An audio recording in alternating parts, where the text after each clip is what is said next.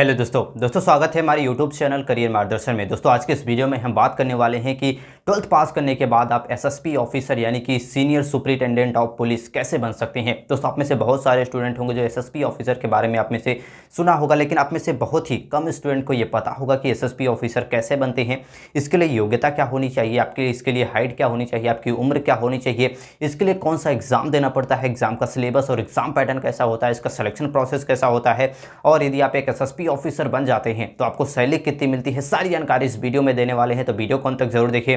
दोस्तों वीडियो को स्टार्ट करने से पहले यदि वीडियो अच्छा लगे, हेल्पफुल लगे तो वीडियो को लाइक और चैनल पर नए हो तो सब्सक्राइब कर ले, क्योंकि करियर से रिलेटेड यहाँ पे वीडियो आपको मिलती रहती है। आइए वीडियो को स्टार्ट करते हैं। तो दोस्तों अगर आप भी एक एसएसपी ऑफिसर यानी कि सीनियर सुपरिटेंडेंट ऑफ पुलिस बनना चाहते हैं तो उसके लिए आपके पास क्वालिफिकेशन यानी कि योग्यता क्या होनी चाहिए, आइए बात कर लेते हैं। दोस्तों योग्यता में बात करें तो सबसे पहले आपका 12th पास होना चाहिए। 12th आप किसी भी स्ट्रीम, साइंस, कॉमर्स, आर्ट, किसी भी स्ट्रीम से अपना 12th पास कर सकते हैं। इसके साथ साथ आपके पास ग्रेजुएशन की डिग्री होनी चाहिए। ग्रेजुएशन में आप बीए कर सकते हैं, बीएससी कर सकते हैं, बीकॉम कर सकते हैं, बीटेक कर सकते हैं, आप चाहें तो एमबीबीएस कोर्स भी कर सकते हैं। यानी कि कोई भी अगर ग्रेजुएशन लेवल का आपने कोर्स कर लिया है तो आप इसके लिए अप्लाई कर सकते हैं। इसके लिए जो आपकी एज होनी चाहिए यानी कि उम्र होनी चाहिए वो 21 से 32 वर्ष होनी चाहिए। और यदि आप ओबीसी रहते हैं तो 3 वर्ष, और एससी कैंडिडेट के लिए आपको 5 वर्ष यहाँ पे छूट भी दिया जाता है। बात करते हैं फिजिकल रिक्वायरमेंट, शारीरिक योग्यता क्या होनी चाहिए। तो इसमें सबसे पहले नंबर आता है आपकी हाइट। यदि आप मेल कैंडिडेट हैं तो आपकी जो हाइट होनी चाहिए 165 सेंटीमीटर होनी चाहिए। यदि आप फीमेल कैंडिडेट हैं तो आपकी जो हाइट होनी चाहिए 150 सेंटीमीटर आपकी हाइट होनी चाहिए। नेक्स्ट सेकंड है आपका चेस्ट। यदि आप मेल कैंडिडेट हैं तो आपका जो चेस्ट होना चाहिए 78 से 83 सेंटीमीटर होना चाहिए। और चेस्ट जो होता है सिर्फ मेल कैंडिडेट के लिए होता है, फीमेल में यहाँ पे चेस्ट नहीं मांगा जाता है। नेक्स्ट आता है आपकी आंखें जो होनी चाहिए वो एकदम स्वस्थ होनी चाहिए, यानी कि 6/6 या फिर 6/9 आपकी आंखें होनी चाहिए। तो ये सारे रिक्वायरमेंट आपका होना चाहिए। एजुकेशन क्वालिफिकेशन में ये आपका होना चाहिए और फिजिकल में ये सारी योग्यताएं आपके पास होनी चाहिए। अब बात करते हैं कि एसएसपी ऑफिसर बनने के लिए आपको कौन सा एग्जाम देना पड़ता है। दोस्तों अगर आप एसएसपी ऑफिसर बनना चाहते हैं तो उसके लिए कोई भी एग्जाम आयोजित नहीं किया जाता है। आप कोई भी ऐसा एग्जाम आयोजित नहीं किया जाता है जिसे क्लियर करके आप डायरेक्ट एसएसपी ऑफिसर बन सकें। दोस्तों एसएसपी ऑफिसर बनने के लिए आपको प्रमोशन के जरिए ही आप एसएसपी ऑफिसर बन सकते हैं। अब उसके लिए आपको करना क्या होता है कि आपको सबसे पहले यूपीएससी सीएससी यानी कि सिविल सर्विस एग्जाम को देना पड़ता है। इसके बाद आपको आईपीएस पोस्ट मिलती है, आईपीएस पोस्ट के रैंक को आपको प्राप्त करना होता है। इसके बाद आईपीएस ऑफिसर से प्रमोशन करके आपको एसपी ऑफिसर बनाया जाता है, और एसपी ऑफिसर का जब प्रमोशन होता है तब जाके एक एसएसपी ऑफिसर बनते हैं। तो ये पूरा प्रोसेस होता है एक एसएसपी ऑफिसर बनने का। अब बात करते हैं कि एसएसपी ऑफिसर के लिए जो आपका आईपीएस ऑफिसर अगर आप बनना चाहते हैं तो उसके लिए जो आपका यूपीएससी सीएससी का एग्जाम कराया जाता है उसका सिलेबस कैसा होता है। उसमें सबसे पहले नंबर पर कराया जाएगा आपका प्रारंभिक परीक्षा, जिसमें आपके 2 पेपर आपको देने होते हैं। और पहले इसमें क्वेश्चन नंबर की बात करें तो 100 क्वेश्चन और 80 क्वेश्चन आपसे पूछे जाएंगे। 200 मार्क आपका दोनों ही पेपर में आपका निर्धारित होता है, और पेपर को हल करने के लिए 2-2 घंटे का समय भी आपको दिया जाता है। इसमें आपको जनरल स्टडीज से दोनों ही पेपर आपके क्वेश्चन आपसे पूछे जाते हैं।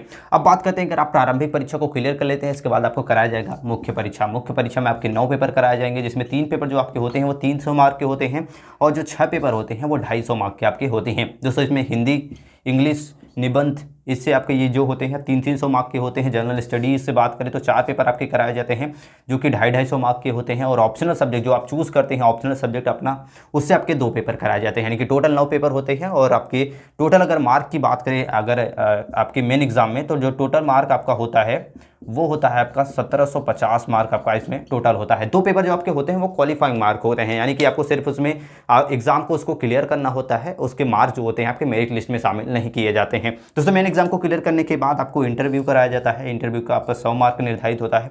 इंटरव्यू आपका 30 मिनट का होता है। 30 मिनट इंटरव्यू को लेने के बाद आपको आपके पूरे एग्जाम वगैरह क्लियर हो जाएंगे। ये तीनों चढ़ाव होते हैं। इसे क्लियर करने के बाद आपका यूपीएससी सीएससी जो होता है एग्जाम वो आपका क्लियर हो जाता है। इसके बाद आपको आईपीएस के रैंक को प्राप्त करना होता है। आईपीएस के रैंक को जैसे ही आप प्राप्त कर लेते हैं इसके बाद आपको पोस्टिंग जो होती है वो एसपी ऑफिसर के रूप में कर दी जाती है। दोस्तों एसपी ऑफिसर के पोस्ट पे आपको कुछ दिन कार्य करने के बाद जब आपका प्रमोशन होता है तब जाके आपको एसएसपी ऑफिसर यानी कि सीनियर सुपरिटेंडेंट ऑफ पुलिस आपको बना दिया जाता है। तो ये पूरा प्रोसेस होता है, यानी कि सबसे पहले अपना 12th पास करना होता है, ग्रेजुएशन पूरा करें, आपको यूपीएससी सीएससी के एग्जाम को पूरा करें जिसका सिलेबस हमने बता दिया है। इसके बाद आपको आईपीएस ऑफिसर बनना होता है, एसपी ऑफिसर इसके बाद आपको बना दिया जाता है।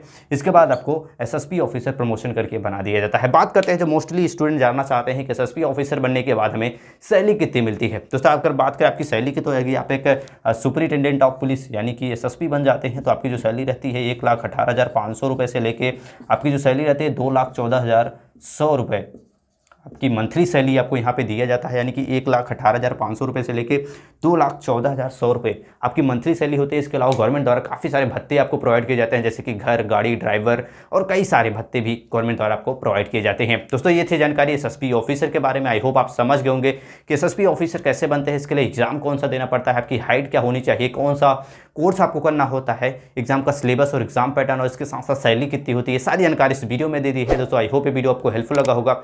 ऐसे ही जानकारी के लिए चैनल को लाइक और सब्सक्राइब करना ना भूलें। मिलते हैं नेक्स्ट वीडियो में, तब तक के लिए जय हिंद।